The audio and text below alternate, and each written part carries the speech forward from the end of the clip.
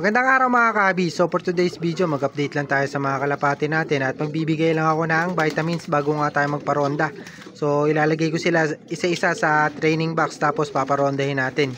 So update ko kayo mga kahabi at hindi na nga nakauwi yung checkered natin na isa, yung kaparis nga nung choco natin. So tinatry ko nga na parisan. So update ko na kayo doon sa mga young bird natin ngayon para sa South Race. So yun nga mga kabi, kung mapapansin nyo, binalik ko na nga yung dalawa natin na babae na inilagay dito. So kasi nga ang napansin ko, magkaparis nga itong dalawang blue bar, ayan o. So magkaparis silang dalawa. Kaya ngayon, binalik ko na yung dalawang nilagay sana natin, nakaparis sila. At inakala nga natin nung una na pareho silang barako. So kaya silang dalawa ngayon pagsasamahin natin sa kulungan. Kaso nilalagyan ko pa ng divider mga kabi, yung divider natin na ganyan. Kasi nga mga kabi, nag-aaway pa. Naghahalikan sila, nag-aasawaan sila pagka nandito sa labas. Pero pagka nandun sa loob ng kulungan o ng cage, nag-aaway sila, nagtutuka, nagbubugbugan. So kaya kailangan talaga merong divider muna tayo. So hindi pa siguro sila sanay na nakakulong silang dalawa lang. Tapos yung choco natin na yan, so pinag-iisipan ko kung i-load ko pa yan. Kasi nga naglulugo na talaga. At hindi pa ata nakakapag palit ng bagwis o nung pakpak mga kabi. Yung balahibo sa pakpak. So wala pa. Hindi pa niya napapalitan. Magpapalit pa lang. So sayang kasi 2 times pulling winner na nga agad to mga kabi. Hindi ko alam kung itutuloy ko pa, kung i-race ko pa. Baka hintayin ko na yung official nga na South Race natin. So yung ngayon kasi yung training ngayon parang sa pan race lang. So hindi pa to yung official talaga na race. So nakita nyo naman na talagang mabilis nga yung kalapati natin. May speed naman siya kahit na smash umuwi. So problema lang, nawalan nga siya ng kapares. Tapos medyo namayat siya, tapos bumalik yung halak niya. Tapos yung mata niyang isa sa kaliwa, sa kaliwang side mga kabi, sa kaliwa niya ayan, medyo nagkapantal, parang nagkasugat siya dahil nakikipagtukaan siguro sa crates. So ayan, masakit kasi katawan pagka ganito mga kabi na naglulugon yung kalapati natin. Mahirap nga kasi nga nagpapalit sila ng balahibo, naglulugon, masakit yung katawan yan. So kaya pinag-iisipan ko kung i-load pa natin sa mga susunod na training at race, so sa mga pulling. So kasi 2 times pulling winner na agad to So biruin nyo, 3 beses pa lang tayo naglaban ng pulling, 2 times pulling winner na agad. So ngayon, pinag-iisipan ko ngayon kung isasali ko siya. Tapos pag nagparonda tayo ngayon mga kahabi pala, sasama natin tong dalawang pang norte natin. Ayan. So baka ituloy ko na to ng south mga kahabi, yung dalawa natin na pang norte na to. At medyo matagal pa naman, siguro sa December pa yung official talaga na training ng south. So habulin natin yan mga kahabi. Ihahabol pala natin yung dalawa natin na checkered. So hindi pa kasi rumoronda mga kahabi. Ito nakaronda na to. Kasi nga umuwi lang to. Isang araw itong rumoronda sa kawalan. Kumbaga nakakawala siya ng isang araw, nag-overfly siya. Bumalik lang sa akin to. Kaya nakaronda na yan. So hindi ko alam kung sanay na. Papakawalan ko nga ngayong hapon. So sana makauwi siya. Kahit nga nag-overfly siya nung nakaraan. So pagka ganoon naman na nag-overfly yung kalapati natin mga kabi, hindi ko agad pinapakawalan.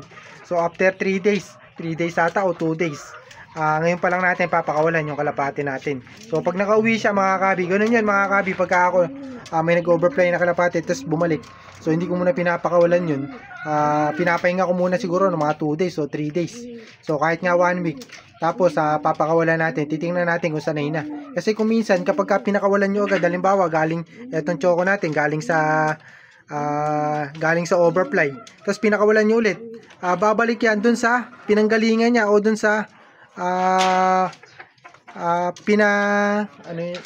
pinagtambayan niya.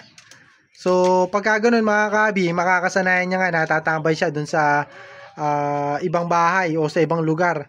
So iniiwasan natin yan, kaya hindi ko sinasanay na papakawalan ko ulit kapag nag-overfly siya o nawala siya. So kahit sa mga young bird, ganyan talaga yung mga diskarte natin. So young bird na kasi yan, i-checkered natin na yan. Isang kapatid niya, ito, ayan. So dalawa sila mga kabi, siya lang yung nag-overfly. Hindi pa rin sanay yung kapatid niya. Sinasanay pa lang natin, kaya sasama natin ngayon sa paronda natin. So susubukan ko lang sila ng vitamins. Pakita ko sa inyo yung vitamins natin mga ka-abi na gagamitin.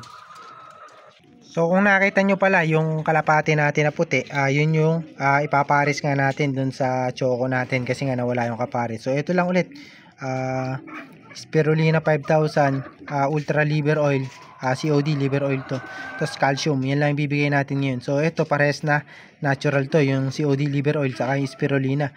Ito lang hindi natural dyan mga kabi, ito calcium lactate. Ayan.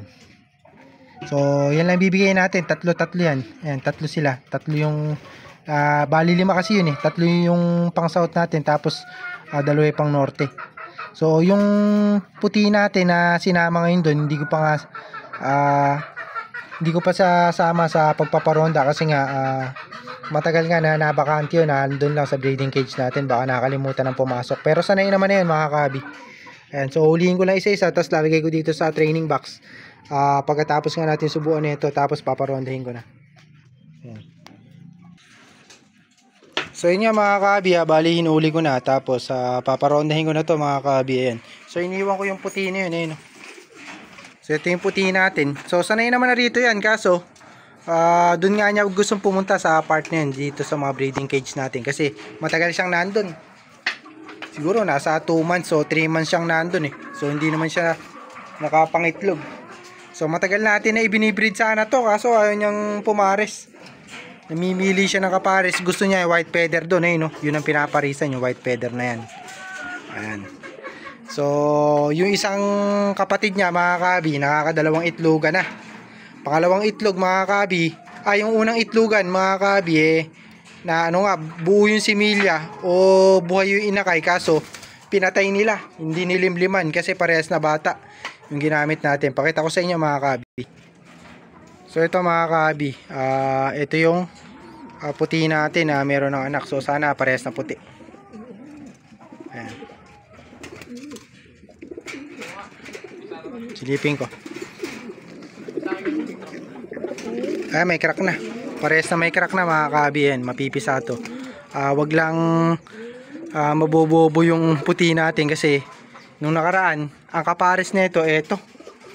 Ayan, yung white feather natin na yan. So, hindi nila nilimliman yung itlog, yung inakay, namatay.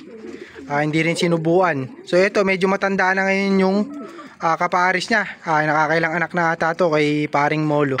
Yan, kay paring Molo kasi to yung multiple pooling winner niya. Ayan. So, yan yung kapares. So, sana magtuloy-tuloy nga mga kabi. At mabuhay yung dalawang inakay nila.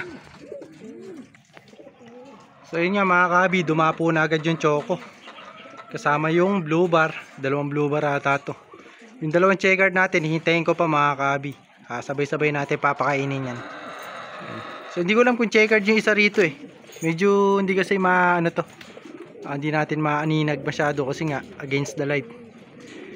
Palubog na yung araw mga kabi, yan dito eh. So hindi natin makikita yan masyado.